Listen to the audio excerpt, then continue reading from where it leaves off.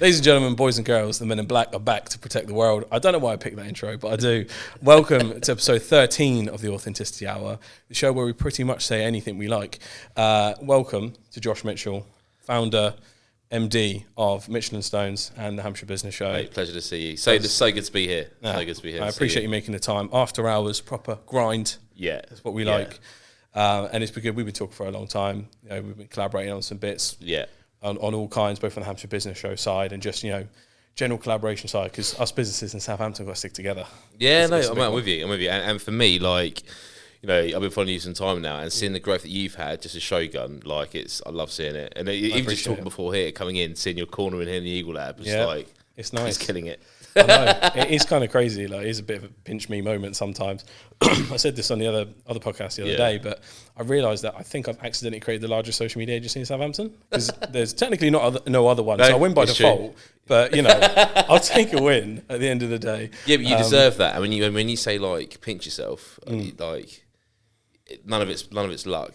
You work for it, so you deserve it. I appreciate it. And I was thinking about how it all came together the other day, and somewhat I think of it as luck, but luck from just what I've experienced in my career. So I was in marketing 3 or 4 years before I started this, but more traditional marketing roles. So I came from an advertising background, where it's like places like B&Q and their advertising team, and then worked in other agencies working with bigger brands, Samsung, EE, and all that jazz. And then whenever I look at that objectively, I'm like, okay, I've got this new approach that it's basically come from personal experience using TikTok and everything else like that, and enthusiasm for social media, but content creation in general, because I had a bit of a YouTuber phase before I started this. Anyone that looks at my Instagram will still see it there, because I haven't archived it, I couldn't be bothered. But that love for wanting to do that and building personal brands, plus that corporate experience, then I think really allowed me to communicate with a lot of my larger clients and really help them enter this world in a way they can understand. Yeah. I think that's been a bit of a silent luck piece. I'm because I've been on both sides, I can now merge the two. I think that's led to a lot of our success accidentally. Yeah. But it works, and I'll take it. So it is good to be around. But I want to ask about your origin story, mate, because yours was just as badass as any. So hit me. How did you start? Both businesses, actually, but you start wherever you like. I'll say what I'm going to do. I'm going to rewind right back before Mitchell & Stones Hampshire Business Show, I suppose how I kind of got into marketing. So I'm from Brighton. Yep. So not from around here. And Brighton's great, mate. I've heard great things, to be fair. All content creators flock to Brighton for a reason. Did it really? So, it's content. PewDiePie lives there. Oh, yeah, of course he does. Yeah, biggest YouTuber. Baller. So anyway, obviously school, left school about 4 GCSEs. I wasn't very good in school. I've never really been academic, and I went to college. I was rugby mad, and I went to college called Worthing College. They're like a rugby academy, and to me, all I wanted to do at that time was just play rugby. Yep. Now, when I rocked up at college, obviously I didn't know anyone from Worthing. I'm not from Worthing, so I don't know anyone there. And within the first couple of weeks, the SU put on a freshers party. Yep. I'll never forget. It was at a nightclub called. It's called Dreamers or something. It was literally opposite Worthing Station, the dingiest nightclub you'll ever see in your life. Proper. It was absolute trash. Proper. And so the SU puts this event on. Obviously, all the new college kids go along to that. I'm in there, including me. And there was actually an incident between 2 girls. I think, just there's kind of too much to drink, etc. Yeah, a bit of a fight. Outside club fight, yeah. Yeah, it was actually in the club. Oh. But basically, one of the girls got quite injured. Oh. So she's gone off to hospital. But of course, where the college has organised this party, it looks really bad on the SU. Oh, okay. So basically, the moral of the story is the SU were like, right, we're no longer running freshers parties. So anyway, I go for my first year at college, playing rugby, etc. It gets to second year, now there's no college freshers party. So me and my good mate Seb Brightman, big up Seb if he's watching this. Big up. We kind of came together and we were like, why don't we run our own college freshers party? So we put heads together. I think he borrowed like $1,000 off his dad or something. And serious investment at that age, and that felt like £1 million, by the way. Yeah. And we went down to Worthing Assembly Hall, said, look, right, we want to run a college freshers party. They're like, how many people coming? We were like, 1,100. And damn, that number just stuck. Yeah. So basically, we got tickets printed. We kind of I fell into the role of, Seb will organise the event and I'll sell the tickets. Yeah. So before I know it, literally in between my breaks, every single class I had at college, I'm just in the SU selling tickets. Plugging away. Yeah, plugging away. Fast forward that 6 months, we had just under, I think it was 976 people attend that event, which it was mad. And I just got such a kick out of that. And I'm buzzing. Yeah. Like, talk about hitting targets. Yeah, you know, yeah. And for the first time ever, I feel so alive, and I love promoting it. I love using the socials. I love pulling it all together. And then there's a nightclub in Brighton. In Brighton, you know, this might sound quite generic, but of course, you know, lots of cities have their nightlife. Yeah. In Brighton, it was very, very aggressive. Now, what I mean by that is there's lots of nightclubs, lots of bars. Yeah. So as a result, they're all fighting for footfall, fighting for trade, right?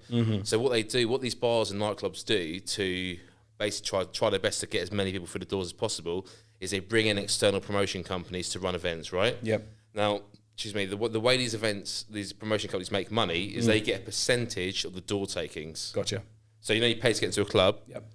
External promoter makes either all of that or a percentage of that.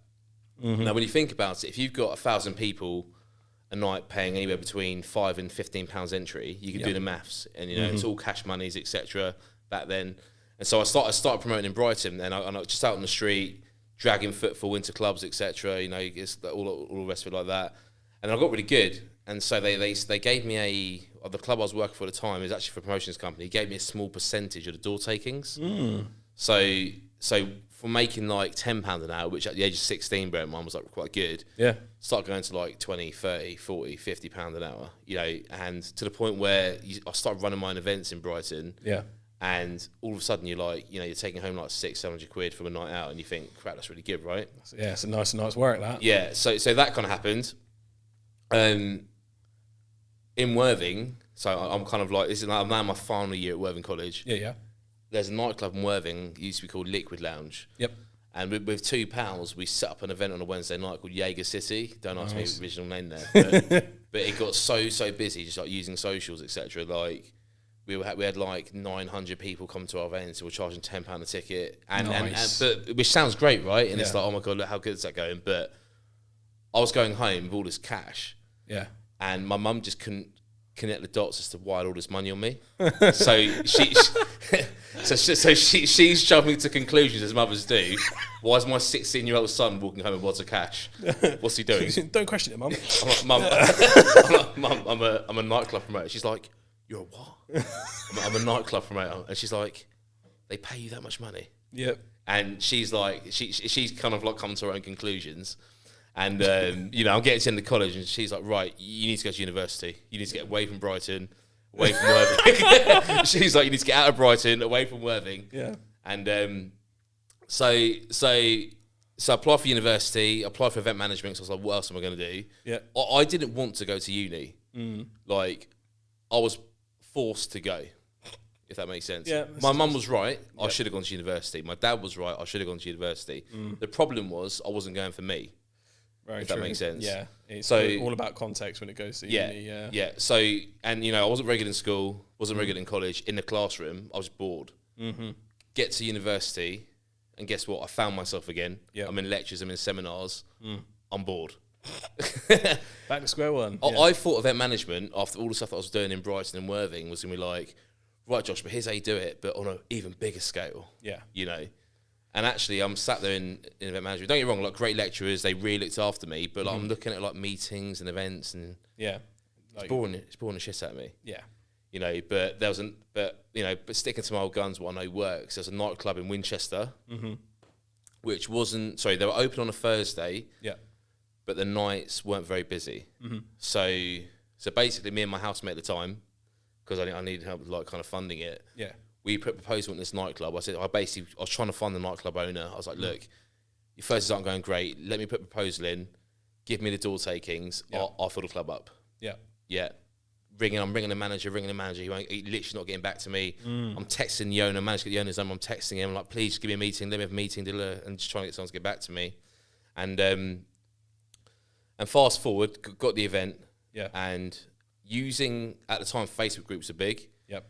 So University of Winchester, like if you don't know Winchester very well, the university is like a bubble. Yeah. Okay. Like an isolated community. Yeah, almost. Very, very isolated community. And so what we did was to basically make sure that we're maximising the promotion of this event. Yep. Is we funneled about 70% of the university population into Facebook groups. Nice. This is when the algorithm was great, and like everything you posted in the group, glory days. The glory days, mate. Yeah. And literally all of our competitors who are running other events, we kicked out of these groups. and very big dictatorship. Yeah. And literally all people were saying was just our events all the time. So all of a sudden Thursdays went from like maybe 50 to 100 people every week, 600, 700, 800 people a week, every week without fail. And this kind of went on for like 2 years at university. So at a time when, I probably, and, I don't come from a wealthy background, like kind of working class, I suppose. But going from never having anything to at university, at a time when you're supposed to be broke, having a biscuit tin under your bed overflowing with like cash, like I did not disturb myself. I did not disturb myself. And so basically that Thursday got really big. And, because Thursdays weren't great in Winch, we kind of built them up, and there's one competitor that we kind of stole their custom from. And then what happened is like the local taxi companies started clocking on, because obviously they're dropping off a lot of people at this club, right? They want a piece now, And all of a sudden the owner of this taxi company gets in touch, like, hey, Josh, his name's Seamus from Wintax, if he watches this. Yes. He's like, hey, Josh, come see me, I want to have a little conversation. He literally talks like that, by the way. You ever go in there, he's like, hey, hello, how you doing? Boss man. He's a great guy. And went to see him, and we started doing some advertising of him. Then there's like local restaurants started to get in touch, and all of a sudden, what was like originally just a nightclub event and promoted to my friends became tax companies, restaurants, proper ecosystems. Yeah, and it's kind of grew out and out and out and out. Fast forward even more down the line. I always found myself just in the business of promoting businesses, and then obviously met Chris Stones, my business partner, my OG bro. Yeah. So set up Mitchell and Stones, and we realised actually like there's not too much difference. What we found anyway, from whether it's B2C, B2B, kind of like really what we're trying to do is connect brands and solutions to someone. Yeah, that makes sense. Whether it's a demographic, male, 18-year-old, interested in whatever, or a managing director in a company that's got like 2 million turnover, these pain problems in his business. There's always a person behind that. There's always a person, right? Yeah. And our job is just kind of that gap between product and customer is that bit in between, really, And that's quite a long story there. No, that's what the podcast is for, mate. The details. Because I love to see the zero to hero story always. Because seeing that progression, especially doing it throughout uni, is kind of crazy. Yeah. And I think that there's something to be said about the differences between practical experience and the theory that then is input into the universities. Yeah. Because as great as some university courses are, I think there really needs to be an injection of practicality in a lot of them, like especially in the realities of it, whether it be like more in-person talks of how it works, like more inbuilt work experience into stuff. Because I know there's like courses I was a part of, for instance, like inbuilt work experience wasn't a part of it. It's like go out and find your own, essentially. Yeah. Which a lot of uni students won't do that. And it's just so different compared to how it actually is. But practical marketing experience will always win out compared to like almost classical training. Like I agree. It's always the way. I think it's the same for like filmmakers as well. Yeah. It's always those people that were making films on their own accord, and not some classically trained person from somewhere else. It's really true. Like our graphic designer, one of the graphic designers we've got Mitchell and Stones, like I remember headhunting him on the Thursday. We had our first interview on the Friday. We had our second interview the following Tuesday. He was hired by the following Thursday. And I remember his last interview, he was like, oh, by the way, do you want to see my CV? And I was like, no, you're right. Yeah. What size T-shirt are you? Yeah, exactly. Sometimes it's not really needed. Like, there's been a few times where you have one conversation with someone, you're like, it's done deal. And I think more humanity needs to be injected into things, especially when HR software is, kind of crazy in terms of things like filtering out people that could have been really great, and it's stunting a lot of creative CVs as well. So there's almost two worlds, especially in recruitment. There's those who are like, no, only make Word CVs, because then put all the keywords in it. It's more of an SEO exercise than it is, make something creative, especially in our industry. I'd rather see a creative CV that's been well designed, other than something that's been well optimized for an algorithm. But it's just how it's been pitched to different people, and different segments of markets are different. It's a really good point, and just on that, like throughout school, college, university, all my teachers, I've been really blessed in the sense of like every teacher I've had, every lecture I've had, they've always gone above and beyond for me. Like they did not need to support me and hold my hand through all that, because I was a bad student, right? Not bad in the sense of like naughty, not bad just in the sense of like a bit disengaged, but I got on with them really well. If that makes sense. Everything suits different people different ways. But one of the things I realised as well is like, and sometimes I feel sorry for grads, and this, this might sound a bit controversial, but sometimes the advice they're getting in universities and colleges in terms of what their CV should look like is the wrong information for how the market is right now. Yep. Especially in like, if anyone's doing kind of media, marketing kind of subjects, etc. Like the generic CV these days is unattractive. They all sound the same. Like, you know, when we get CVs through for roles, you can guarantee the first sentence is like, I'm a highly motivated, passionate individual who works as part of a team, and I'm sure to work really hard. Blah, blah, blah, blah. Yeah. It's literally, it all sounds the same. Just, like just rejiggled, right? The same. Yeah, yeah. So it's like, you know, and like you, I'm looking for like, right, you know, someone to think outside the box. Like, send me a PDF which has a QR code to scan something to go watch a video about you or something like that, you know? Absolutely. Just something that's going to just cut you through all that noise. No doubt. Yeah, I think there's something to be said about creative CVs, and whenever I look at them, I go, marketers especially, and this is not many other industries will have to do this, probably those in the creative arts, but if you can't sell/market yourself, why would I trust you to market a client? Yeah, yeah. Because the easiest thing to market is the skill set you have. Yeah. For like, I used to have a full interview / like creative CV strategy, right? So the whole thing was guided by my Bitmoji. So, you know, so it's like, it's a very controversial thing to put your picture on your CV. So people either love it or hate it, right? Yeah. So what I used to do is I used to get my Bitmoji up in the top corner in like proper cheesy poses. So it's like, hey, nice to see you there, right? And then, so I'd actually have it in 3 pages. The top page would have all the essentials, right? In case they stopped there. And then the next page would actually expand on more of like the experience and extra qualifications I've got, because it's the gun for extra qualifications quite a lot. And then my Bitmoji on that page going, oh, you made it this far. Look at that. And then on the last page, he's like skydiving off, and at the end, he crashes to the ground and goes, talk to you soon. And actually, it works really well. And that was just from the Bitmoji app, so it's all free. It's not like I animated any of it. And but it's things like that, right, to kind of cut through and just get attention. Yeah, absolutely. You know, like... no one else is doing that. It's almost like a walking cartoon through the CV. Yeah. But then there's also your interview strategy. Not many people actually have an interview strategy, and it's mostly like mass applications. If I get into the process, great. Yeah. Some people are so used to rejection that they've like given up mentally. It's true. Whereas you need to target jobs now the way we do campaigns for like account-based marketing. Yeah, so we select, like, I remember when I wanted to get jobs in Southampton or like interested in Hampshire area, I'd select my 5 to 10 agencies I want to gun after. Yeah. I bought golden tickets, so I bought some like reflective gold foil like A4 things on Amazon, right? I put my CV and a custom cover letter in there. It has to be custom for them. And whack a Bitmoji sticker on it. I print it off from Vistaprint. It goes, your golden ticket has arrived. And I'd send it to that agency and a digital follow-up. So they get that. Like no one else is doing that. Yeah, right? That's huge. Yeah, and then you get into the interview and you need something prepped for the question, tell us a bit about yourself. And for me, like everyone kind of hates that question. Some people find it a bit cringe. But what I used to do is I had a full presentation about my career journey for when they started that, which would essentially end the interview, right? So like it'd probably be about 20 slides, right? And you get to then own your own narrative. Yeah. It isn't something we have to make up on the spot or remember something you've rehearsed, right? Yeah. We go, I've actually prepared a little something if you don't mind. And then you walk them through it, you show them how useful some of your experience you wouldn't think is useful. Yeah. So I actually used to put more emphasis on the experience I had in sales and retail roles. Because I was like, you know what, even though it was Foot Locker, or even though it was Virgin Media, during that process, there's 9 combined days of full sales training workshops I've done throughout that. The people skills you pick up throughout that, putting shoes on and off a stinky feet, means a lot, right? Yeah. Especially with client liaising. And going through and owning that narrative and changing something that could have just been, why have you put Foot Locker on it, to I now see why it's done. Yeah. Right? You get to own that. And I also, there's so many free marketing qualifications you can get out there. Yeah. It's ridiculous. So everything in Google Skill Shop, free. Yeah. Right? And they all print out certifications afterwards. There's HubSpot and all their free ones as well, and all those HubSpot's certifications. Great. They got some really good resources. Right? And what I used to do is I used to also print those out alongside bringing my degree. And it seems weird because not many people actually check the paperwork. But imagine you just whipped through your presentation of your past experience, and then out of a golden envelope comes a degree, HubSpot certification, Google Skill Shop, push it towards them. When do I start? Yeah. Boom. Yeah. You've gone above and beyond in interview 1. They're like, oh, do we even bother giving this guy a quiz?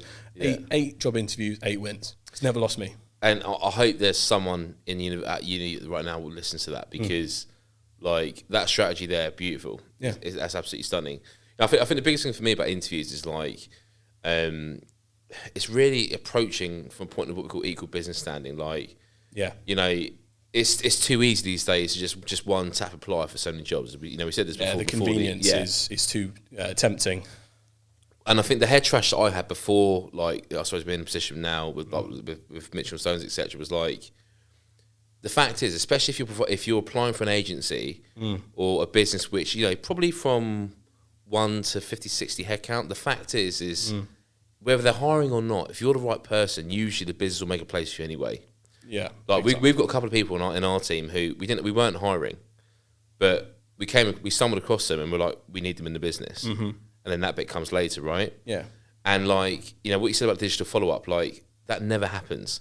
And it might sound so simple, but to me, like if I receive a CV, then I get a connection request on LinkedIn, then I get a phone call asking more about the role. Yep. Just those little touches, to me, it's like you care. It's the same as customer touch points. Like you got to treat your job applications like a customer journey map. Like how many times are they seeing you? Because the last stat I saw was you have to see something up to 7 times for you to think of a converting action. Yeah. And that's true in marketing and in recruitment.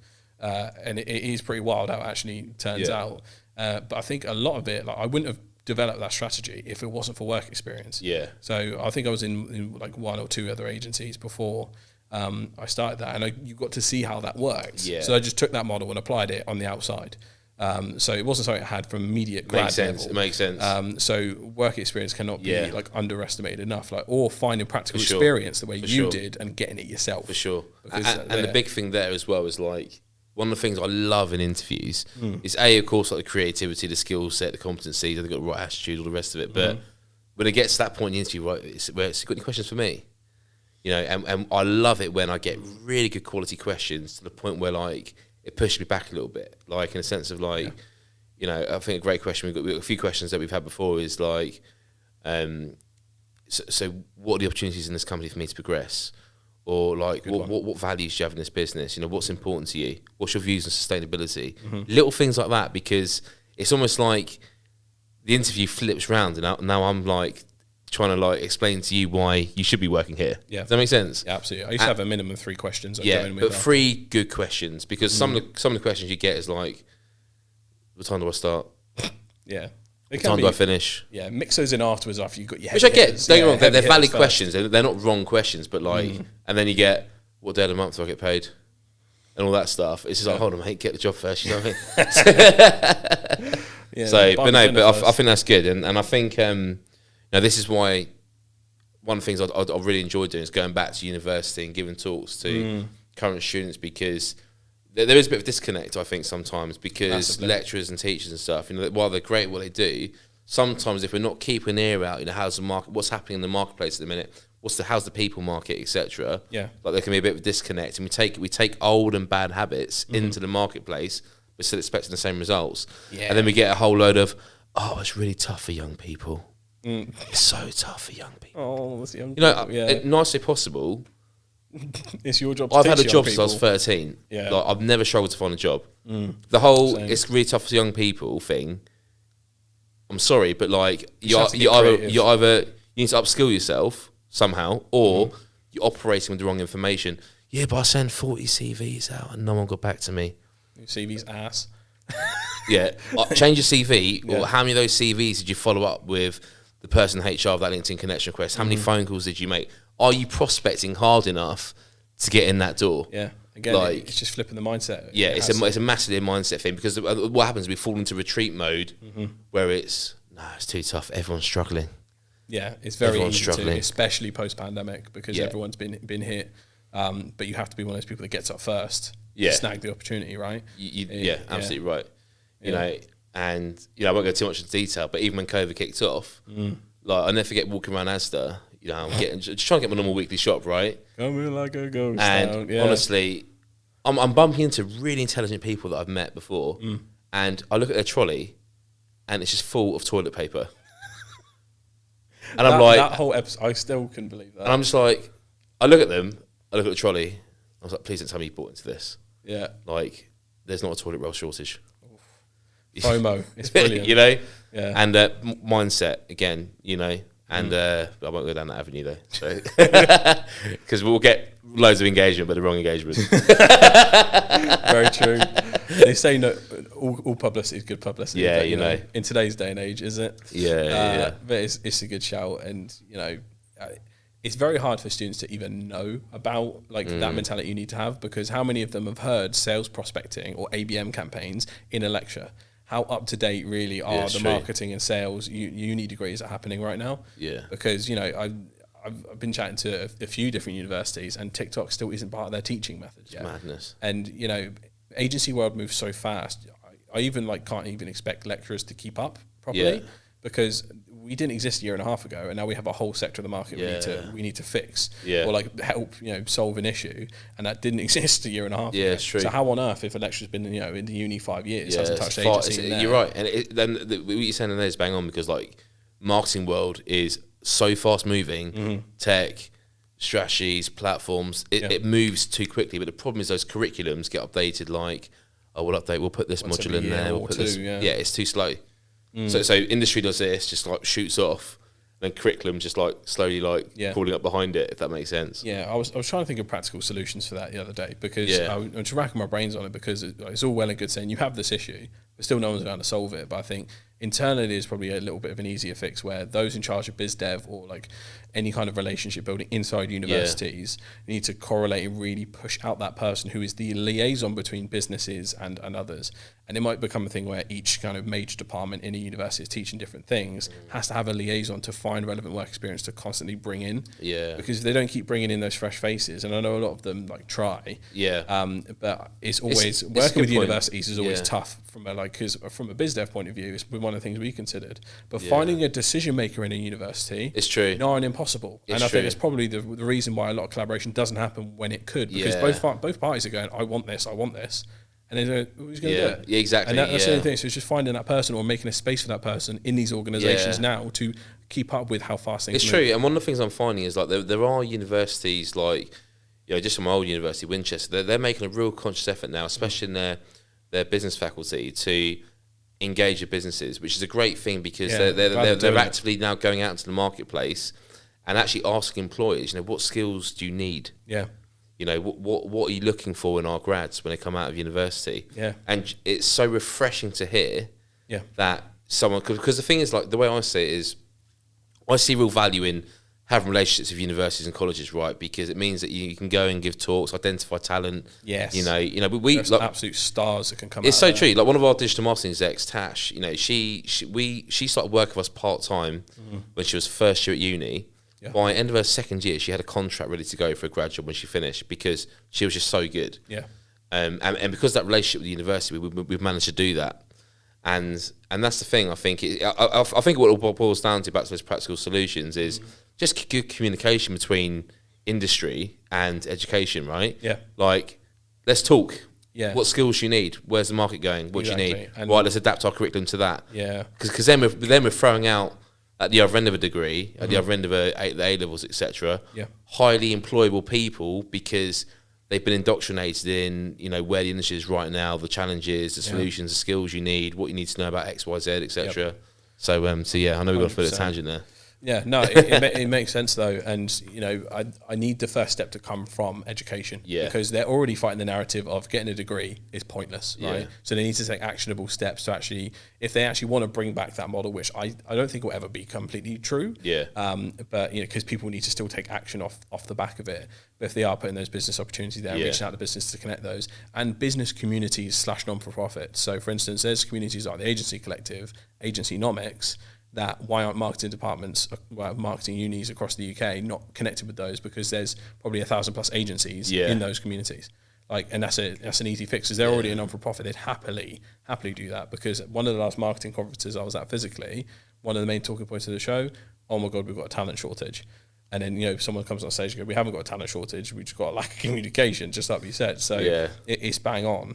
But it's just how fast things move. Someone needs to make the first step, and that someone needs to be who's already under the gun PR-wise. It needs to come from the education, I think. Big time. Because I think they have an obligation to their students above all. If I hadn't used a lot of my headcanon / initiative to go out and get stuff, I probably would not be here. And I'm so glad past me got his shite together.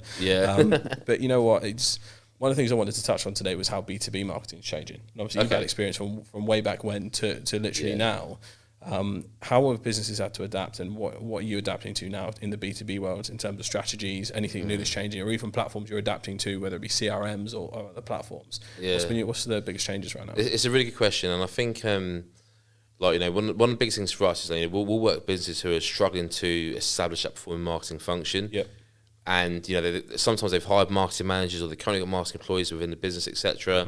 And one of the biggest things we find is actually the digital marketing landscape. When you think about it, we've got SEO, paid advertising. There's all these different routes that we can go down, right? And so what tends to happen is that there's no structure between any of it. So all the many companies that I speak to is like they're doing just a bit of this, bit of that, bit of this, bit of that. Oh, we did a bit of this. Oh, we tried that for a month. Yep. We tried that for 2 weeks. We spent 40 quid on an ad. Didn't get an ROI. Yeah. You know, all that kind of stuff. And so as a result, we're dabbling, and when we're not collecting enough data.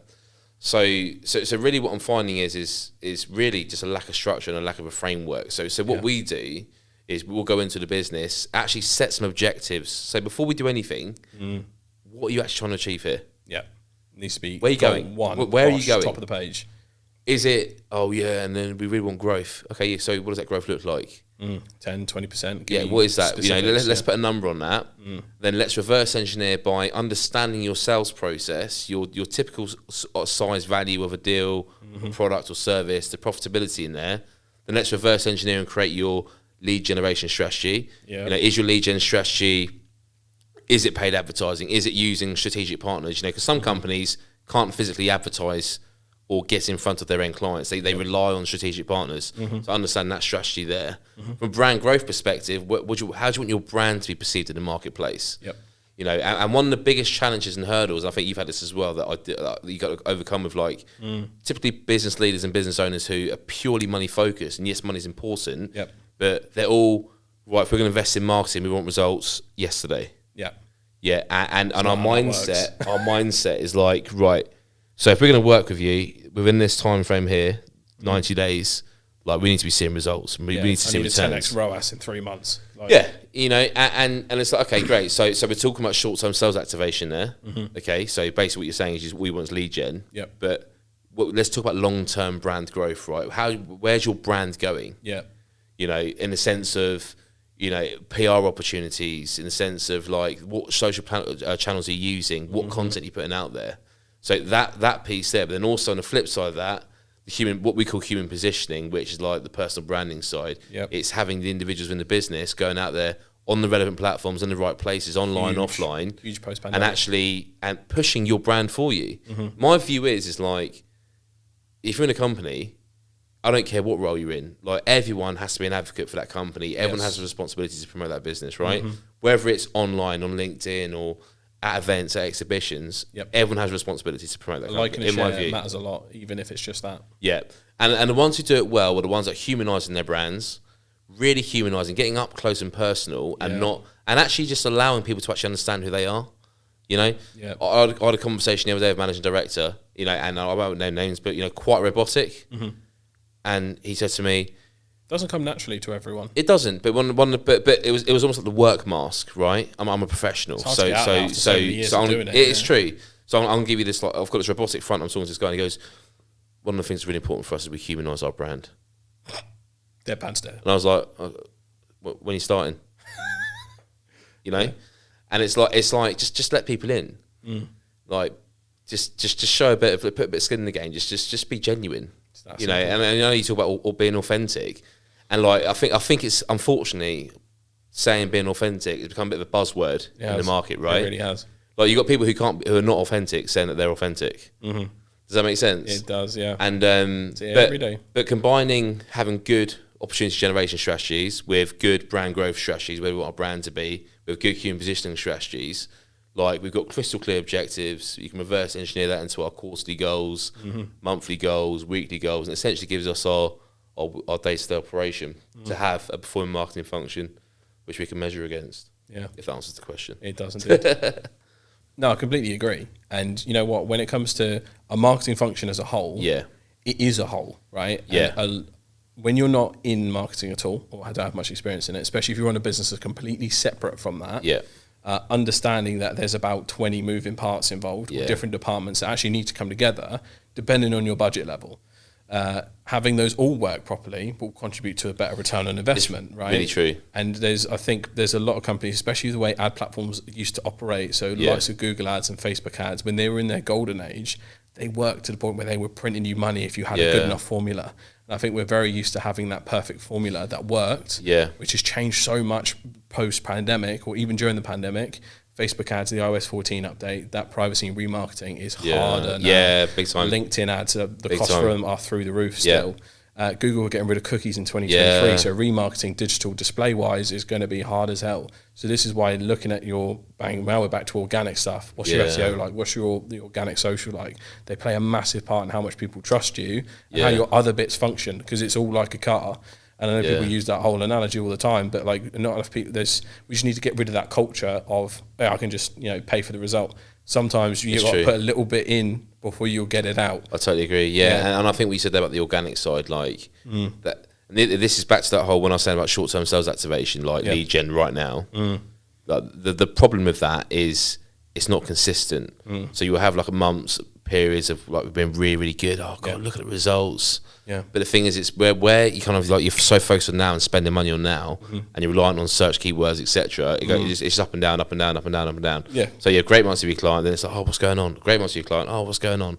Yeah. Whereas like that long term piece there, where it's investing in SEO, investing in organic social, getting your brand out there, people know who you are. Yeah. Like it's just long term dividends, because also as well, like what I find is when you combine those strategies, like let me think of a good example, like when we launched Hampshire Business Show, perfect example. When we launched Hampshire Business Show, like first of all, we couldn't afford to put that event on. Like we did not have the money to put that event on. Yeah, this is at the time when LinkedIn, in my view, was the glory days. We bought 5 computers, which cost about 60 quid each. We loaded up Linked Helper on all of them, like just like LinkedIn automation software, and this is when there was no cap on how many people you connect to, and we were connecting with 800 managing directors a day. 7 days a week across Hampshire and beyond. Yeah. And literally every single connection request like, hi Chris, look, we've not met before, but I'd love to invite you to the Hampshire Business Show. It's a free event, it's B2B orientated, great way to network, upskill, meet new clients, etc. and suppliers. Just that on repeat, on repeat, on repeat. Yep. Now the mission wasn't to like just accept it and then go register for your free ticket. The mission was accept it, but then come into our ecosystem. So if we're posting good content, chances are it's going to be showing up in your newsfeed. Yep. Over and over and over and over and over again. So we've got a thing internally what we call the authority formula, which is valuable content plus engagement times frequency equals point of authority. And the bit that we find companies fall over with is the frequency. Yes. We go through 2 weeks of, I want to start posting on LinkedIn, and it's like, right, you start filming, hi guys, I'm here with my client, oh, have you thought about this? Little selfie, nice big caption. And then 2 weeks later, it just falls off a cliff, right? Yep. So frequency is like the big thing that we push. Yeah. Because, and obviously trying to find that balance between the good content. And that's an interesting conversation itself, especially on LinkedIn, because like, I don't know about you, but you see a lot of the highest performing content is always the real personal stuff where we get under the covers in terms of like best live challenges. LinkedIn content is Facebook content. Yeah, absolutely right. Absolutely right. It's the only social platform you can have open at work and get away with it. That's why it performs the best. Yeah. Regardless of people's opinion on, personal stuff shouldn't be on LinkedIn. Yeah, but it's going to keep performing. You get the LinkedIn police. So like, this is not appropriate for LinkedIn. It's like, mate, did you write the rules? Yeah, exactly. It's like, do you know what I mean? But then you start posting about the more salesy content, and engagement just dips and dips and dips and dips. Yeah. In my view, though, and it'd be good to hear your thoughts on this. Like, I still feel like that content serves a place, because what I've found is like I've posted some salesy bits in the past. Engagement's not great, but other people I've been connected to for like 12, 18 months, they've never liked anything, never commented on anything, and then bang, one day let's ping them to my inbox. Yep. And hello, new client, welcome to Mitchell & Stones. Yes. So I call them it's almost like the ghost followers, or like they're in the background. They're silent analytics, and this is, especially from social marketers' point of view, I'd probably say it's one of their most frustrating things they wish they could prove. Because from someone that's gone from like just being in a marketing exec or account manager position to where I am now, every new prospect I've talked to from the last 6 months has seen my content before they met me. Yeah. So they talk to me like they've met me, which that phenomenon is called the parasocial bond. I've mentioned it on here like quite a few times. But it's just, we can't tell the difference between conversations through a screen and conversation in person. So therefore, that just becomes so much more valuable, because now your prospects are pre-warmed up. Yeah. So your sales content can just be you educating around the exact service you'd want that particular prospect to have. So let's say I want a gun for someone in a massive co-working space somewhere in London or whatever. I'm going to be trying to solve their problems directly on my content before they've met me, and I've already connected with them. Like, you can get aggressive enough to tag them in it if you want, but just they'll see it. And another thing people need to do is, from a video point of view on LinkedIn, 80% of video is watched without sound. Yeah. So if you don't have subtitles, you don't exist. That's why your video content may not be performing at the moment.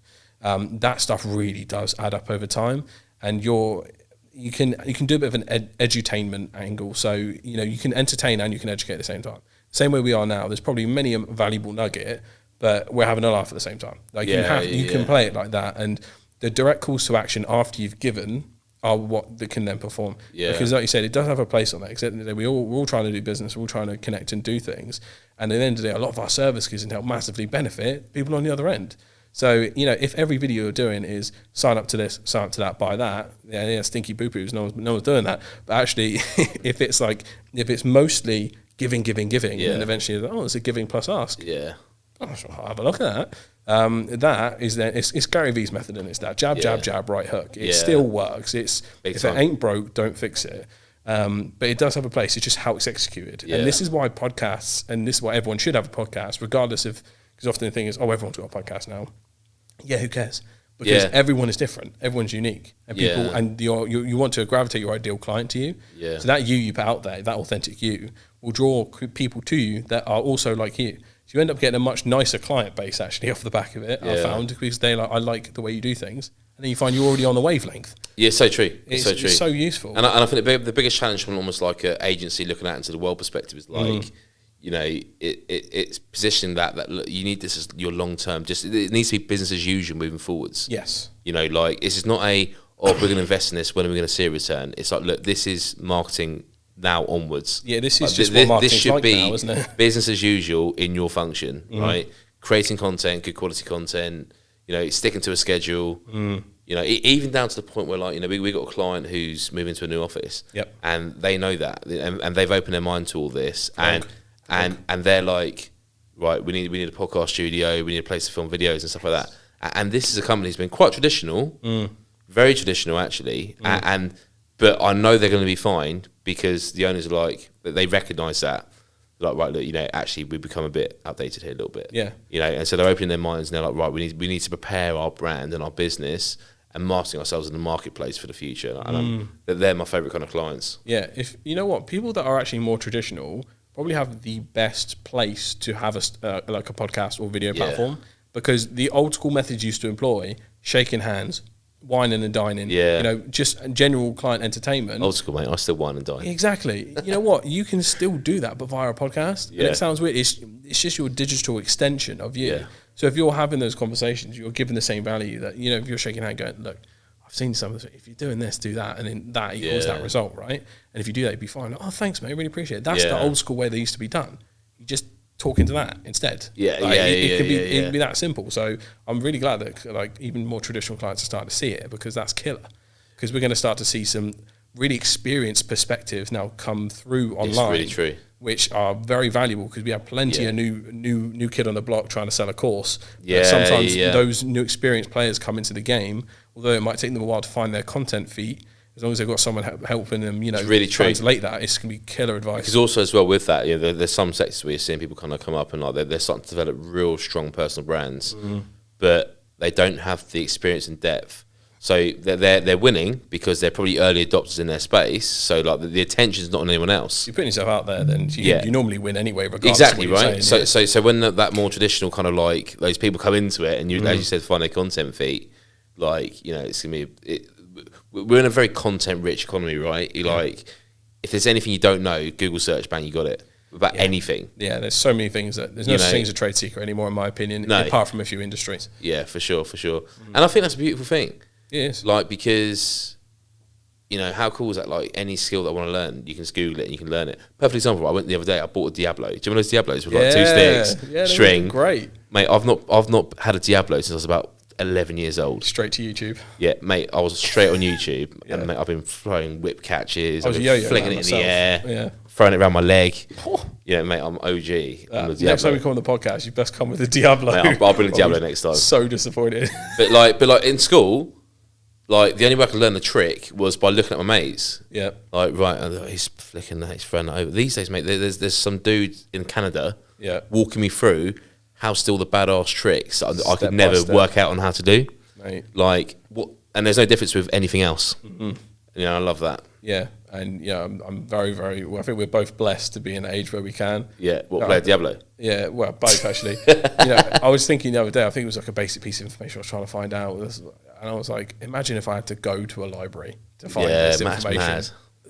No, but even with books these days, like, I don't read books, I read summaries. Because there's so many good websites that summarize the books. Yeah, like, nicely possible. All I want when I pick up a book, like if I pick up that book, I'm sure I'll read it cover to cover. It's going to give me much more in depth, intake of the story. Mate, I just want the golden nuggets. Yeah, I just want what's like the top 10 things that book's going to give me. Yeah, like that's all I want. Yeah, if it's a practical book, at the end of the day, you want to find the relevant information, put it back down again. Yeah, if it's a Lord of the Rings, you can't really do that, but you know what I mean. Like that book's crazy. Yeah. I have to watch the film for that. I'm lazy when it comes to that. Harry Potter. The Holy Bible. I'm not reading that. My mum bought me the Harry Potter collection when I was about 15, and I was like, Mum, I'll just watch the films, thanks. Yeah, to be fair, I think I only read the first 3, and I dropped off after that. So were the books better than the films? Well, the thing is, I kind of cheated and did a halfway house, so I stopped at about book 3. But turn the film on. No, but I've always listened to audiobooks as a kid to go to sleep. Oh, okay, yeah. I think that's actually helped me a lot with my communication skills, to be fair. But I've listened to it through there, and actually now I knew the book word for word anyway, so that's why I stopped doing that. Oh, okay. But there's way more detail in it, like Harry Potter tangent, I don't care, it's my show.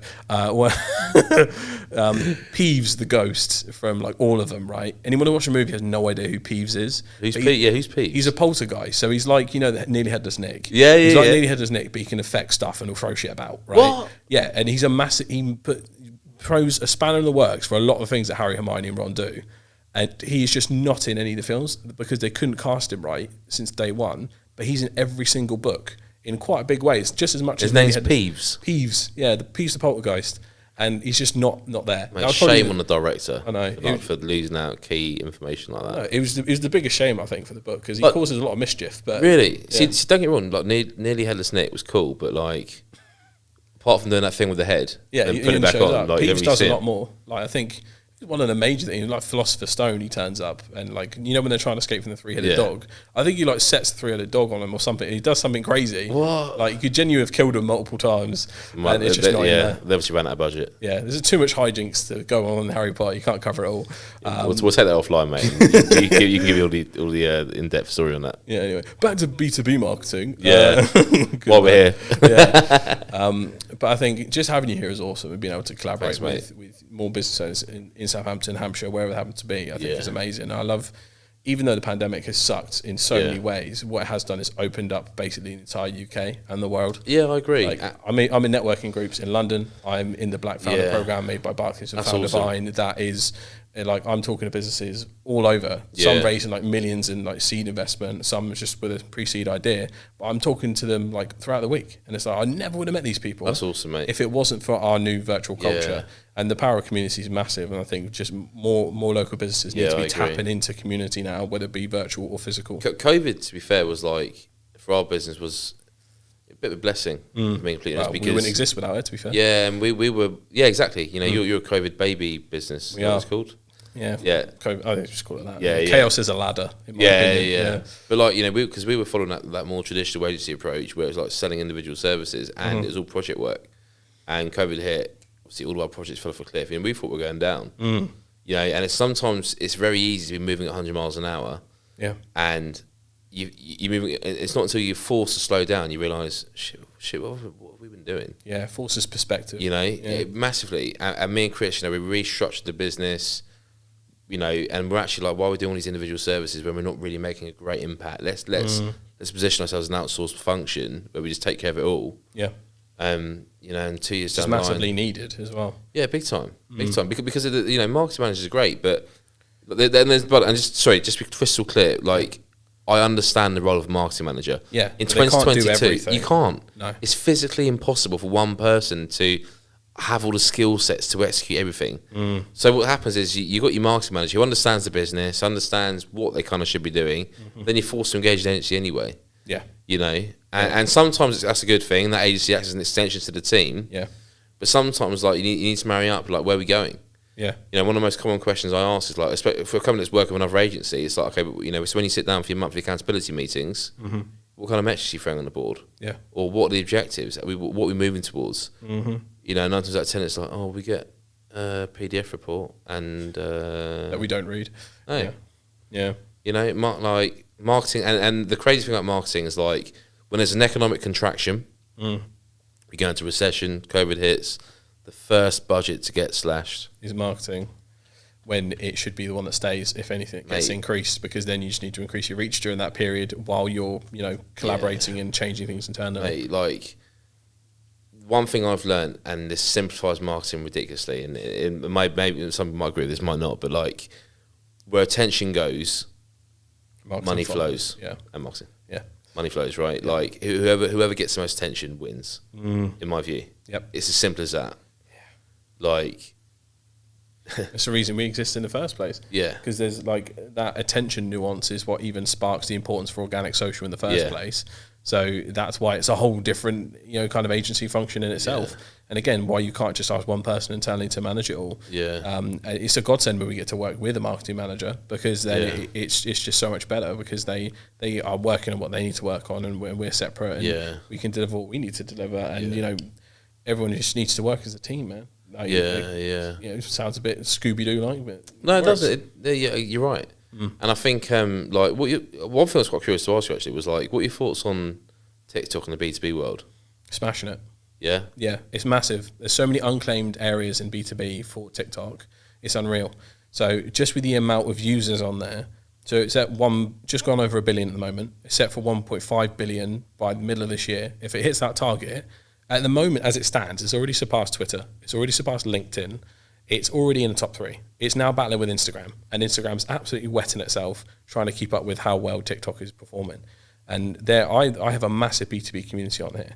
And this, if you're not using TikTok, it's like a weird phenomenon to explain. But the way the For You page works is it's like the YouTube recommended section on the right. Like, it learns what you like, and it's going to put what you like in front of you. So every person's For You page is different. So you can't exactly do like market research on my For You page. So I have to do it on like the Shogun one, because I've like customized it to B2B brands. Agencies, freelancers, consultants of all kinds, sales coaches, inspirational coaches, breathwork coaches, anything B2B is absolutely smashing on there, because they still have a B2C function, because there's still a person behind that thing. And it's just a more person-focused, authentic platform. Yeah. And it sparks so much change amongst other platforms that it's affected the world of social in general. And that's why like we even exist as a function in the first place, because TikTok has, for lack of a better term, infected everywhere else. Yeah. But also made everyone else change massively. So vertical video, obviously now the most like consumed thing ever. Instagram Reels was not a thing before TikTok started smashing it. And every platform's now started implementing it. Yeah. So it's because they're all fighting to get for users, right? Because they realise that's where the attention is. Yeah. And now the attention span is basically locked to full screen vertical experiences. Yeah. And do you think Facebook's dying? Yeah. I've hated Facebook for a long time. Yeah. And they've just introduced some stupid features, mate. Like, they haven't done anything original. You go on Facebook desktop and like you look on that left hand side burger menu. It's like, what is all this? Yeah. Platforms that aren't focused on the creator economy, they don't. It's almost like they've tried to release so many features and then think like just pray something sticks. Yeah, that it's actually paralysed their users who are just moving towards content-rich platforms, which are A, simple to use, B. Yeah, I think there's 15 plus options on the left side of Facebook.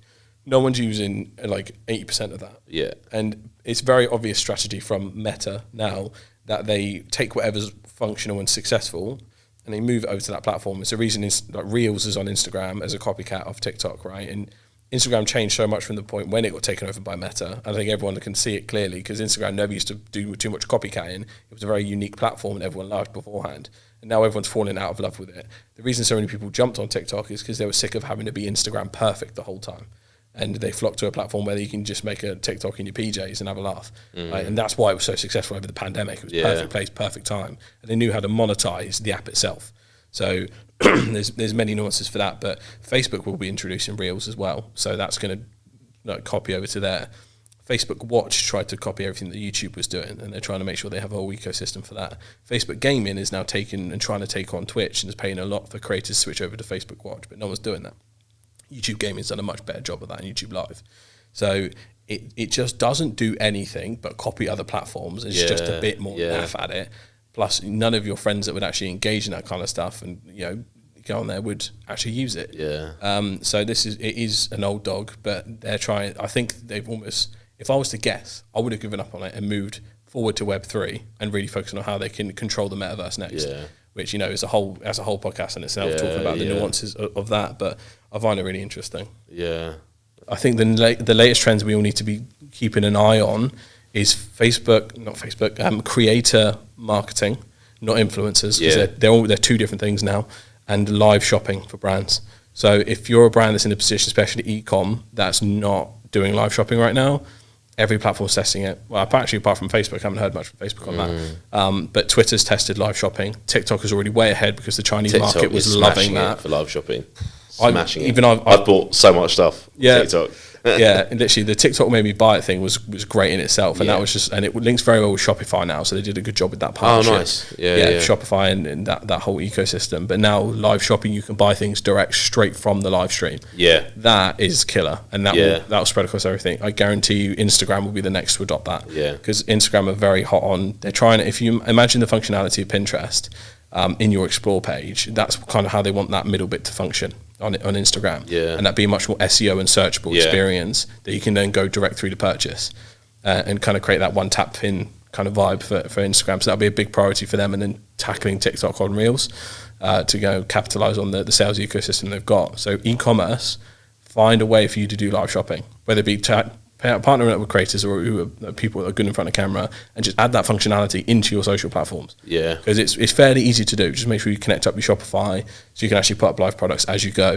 And I think there are now popping up agencies that are dedicated to actually helping create those live shopping experiences. So yeah, trends to watch out for are definitely live shopping, and just for working with creators way more often. Yeah, and I say creators because they're different to influencers. They're creators, people who are passionate about what they're doing. They do not have to have a massive following. You can have 50 followers and just work with the business on a regular basis to be their face. We had that little discussion before about that. If your business wants to break into TikTok, and then everyone in house is like, "Oh, who's going to do it?" Yeah, like that. That is why you just need someone to step up, or you pay someone on an outside perspective just to make those TikToks, but led by a strategy that you can guide your narrative, and then host your live shopping streams if you want them. And things like that. And people, I think, I'm guessing soon we're going to see live booking functionality for those who have service-based businesses as well. Yeah, like restaurants or the rest of it like that. I think it'd be great. It'd be huge. Absolutely. But there's little things we need to be like thinking of. So as marketers, TikTok has stopped using, they'll purposely block anyone that types in link in bio on comments to stop people clicking to bad links. So now if you type in bio in wink, it'll work that way. Yeah. So people are or Binkin Lio, I think. That's it. Yeah. Binkin Lio. So if anyone is in the e-com space, start doing that, because otherwise you'll just kind of run out. Why is no one seeing my call to action? I would always try and add your call to action to the end of a video anyway, because your loyalists will watch through to the end. So a call to action still can't really be ignored. But yeah, there's little nuances in that. Even though shopping is going to be a thing, e-commerce is something they want to push. Not direct here, spam link in my bio. So again, TikTok is purposely making you add a human touch at every step, which every platform will probably soon make you do as well, because if anything is showing so far, anything TikTok does, they'll all try and do it afterwards. Even Pinterest is going to add a live swipe through feed, and that'll be coming probably midway through this year. Yeah. So a vertical video, if you don't have it, you're now basically cut off at the knees on all social platforms. So start making it, please. Get in contact with Shogun. Yeah, defo. But yeah, we that's essentially what we help businesses with, and just understanding how much potential they have, because that's probably the favorite part about my job. I can sit down with someone for 10 minutes and they'll realize how much potential they have online and get them excited about their brands again. That for me is way better than any sales cycle. Yeah. Then I can let you know, and then we figure out how we execute this. Yeah. And sometimes starting small and elevating makes this problem way less scary. So this is why I always jump to podcast. Me and you just sat down and have a chat. How many pieces of content can come out of this?